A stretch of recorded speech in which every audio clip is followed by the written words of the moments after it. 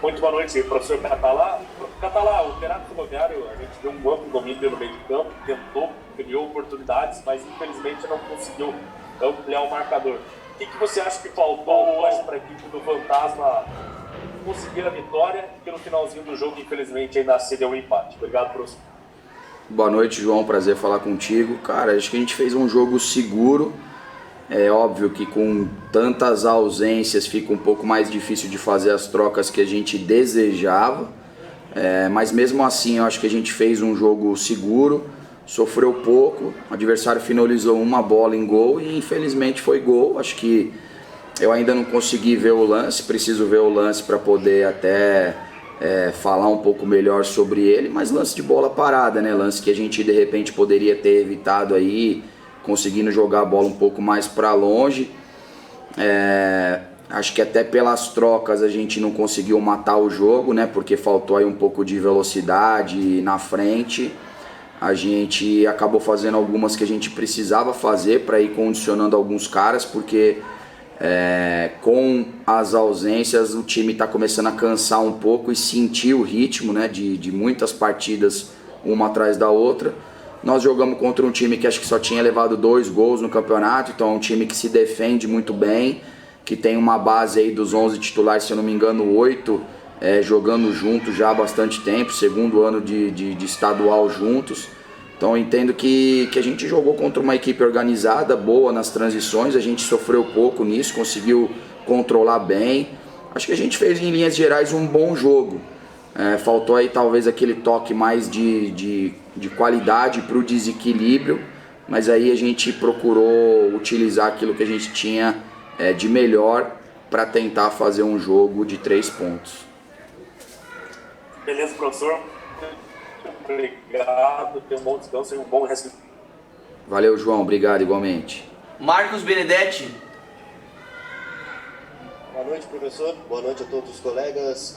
Professor, vou te fazer uma pergunta que, na verdade, é um questionamento que a gente recebe de vários torcedores, né? E hoje, mais uma vez, a gente recebeu, que é em relação à dupla de zaga, né? A gente vem vendo esse rodízio que vem sendo realizado entre o William Machado, Thales e o Renier. A pergunta que eu faço é a seguinte, professor. Passa pela tua cabeça também fazer uma dupla de zaga com o William Machado jogando ao lado do Thales? Não que o Renier tenha tido alguma culpa no gol, mas é apenas uma pergunta que a gente recebe bastante e eu repasso para você hoje à noite. Boa noite, professor. Boa noite, Marcos. Prazer falar contigo. Passa sim, nós vamos fazer.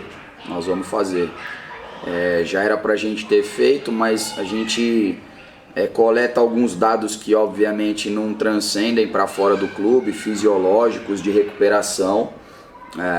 Thales é um cara de muita imposição e a gente fez um trabalho específico com ele aí para que ele pudesse estar no melhor da sua condição física.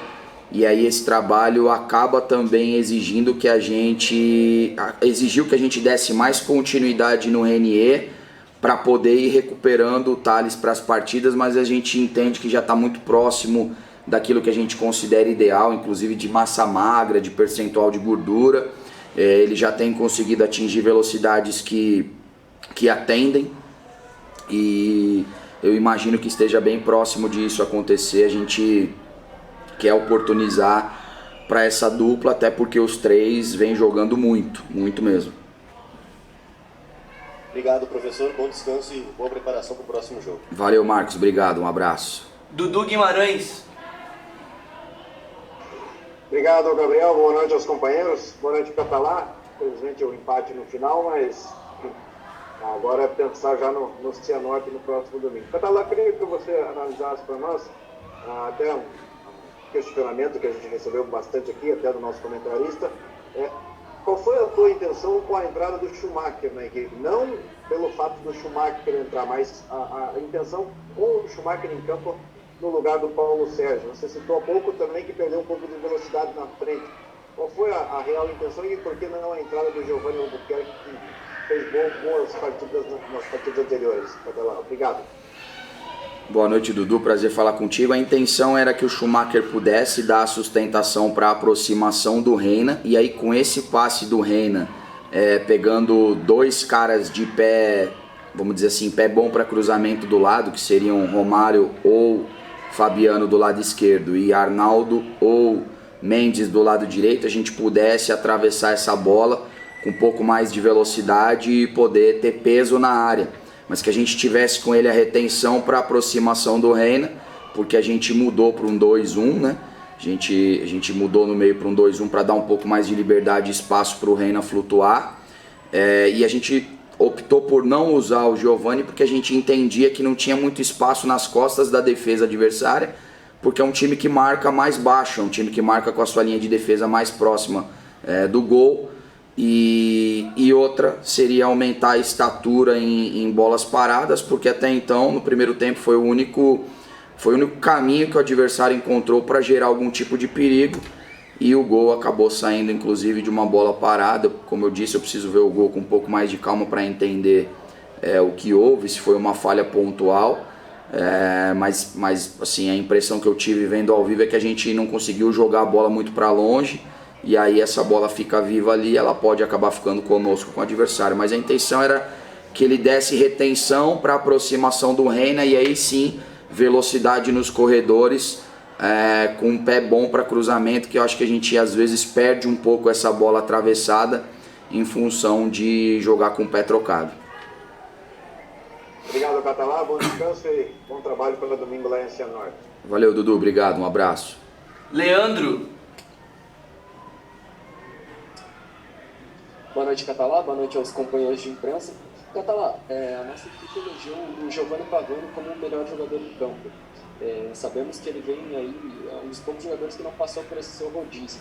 A saída dele foi mais por opção técnica, ou ele acabou também sentindo essa parte física, ainda já pensando no jogo contra o Cianorte, porque a partir da saída dele também perdeu uma boa válvula de escape, né? Boa noite, Leandro.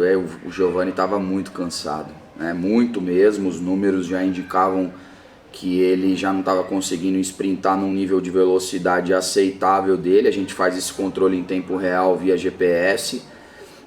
A gente tem uma preocupação porque hoje a gente ainda está criando adaptação para o Reina, para que ele possa ir aos poucos entendendo melhor o modelo e inclusive explorar as características dele. E a gente não tem hoje no elenco nenhum jogador que consiga fazer tudo o que o Pavani faz, ofensiva e defensivamente, no mesmo nível de intensidade. Então a gente está tentando substituir ele praticamente todos os jogos, tentando cuidar aí que ele não faça 90 para a gente ter aí uma gordura, mas vai chegar um momento também que a gente vai ter que inclusive pensar em mudar um pouquinho uma coisa ou outra e descansar ele, porque a gente não quer correr o risco de que ele se lesione e perder uma peça que hoje, por mérito próprio, conquistou um espaço no grupo.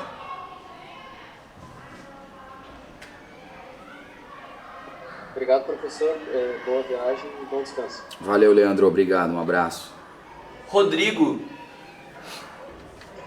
Oi, Catalá. Boa noite a todos. Catalá, se permite duas perguntas. Ainda em relação a esse cansaço, desgaste dos jogadores que você tem colocado, você deve rodar um pouco mais o time para enfrentar o Cianorte.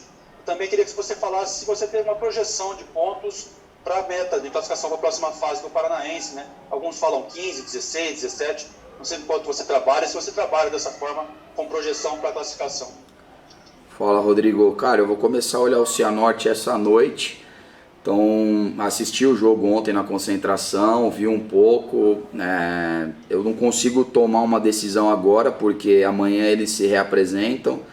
A gente já viaja amanhã, depois do treino, então vai ser muito mais na conversa. Nós não vamos ter condição de treinar, vou ter que conversar com os jogadores, usar os dados de GPS, secar, recuperação, para a gente poder entender aí quem tem condição de jogar, minimizando os riscos, porque a lesão você nunca consegue prevenir integralmente, ela pode acontecer, mas a gente tem tentado minimizar.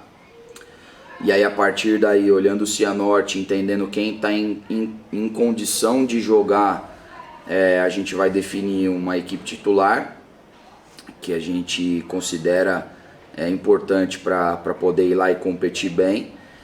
E sobre a pontuação eu não faço, cara, eu prefiro ir jogo a jogo. Acho que a gente, jogo a jogo, consegue cuidar mais daquilo que é emergencial, senão a gente fica muito Não, aqui 1, ali 3 e fazer 15, fazer 16. Eu acho que a gente tem que tentar terminar o mais alto possível na tabela. A gente tem várias equipes qualificadas, temos 2 equipes militando na Série A do Brasileiro nessa competição. Temos equipes que são tradicionais no estado, inclusive na mesma divisão que a gente, e equipes que jogam juntas há muito tempo. Eu acho que a gente vem fazendo uma boa campanha, a gente vem fazendo boas apresentações. Acho que a gente fez um jogo ruim só no campeonato, que foi quando o resultado não veio. Os demais a gente fez bons jogos, produziu para vencer. Nem sempre a vitória veio, mas eu acho que a nossa campanha é uma campanha até esse momento de liderança.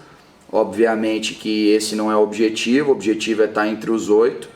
A gente sabe que às vezes uma equipe classifica em 8º e conquista o título, como já aconteceu nesse próprio estadual, e como eu vivenciei ano passado em outro estadual, né? Então o objetivo é estar entre os 8, a partir daí muda o jeito de jogar, muda a característica da competição, jogos de 180 minutos, indo em campos difíceis, com o torcedor obviamente fazendo o seu papel. Então prefiro ir jogo a jogo, acho que assim a gente consegue manter todo mundo mais atento para aquilo que está mais ao nosso redor do que ficar olhando para 2, 3, 4, 5 dias para frente. Até porque você não sabe quem vai estar em condição de jogar, o adversário também tem cartão, suspensão, lesão, então eu prefiro olhar para o dia a dia, jogo a jogo, a curto prazo.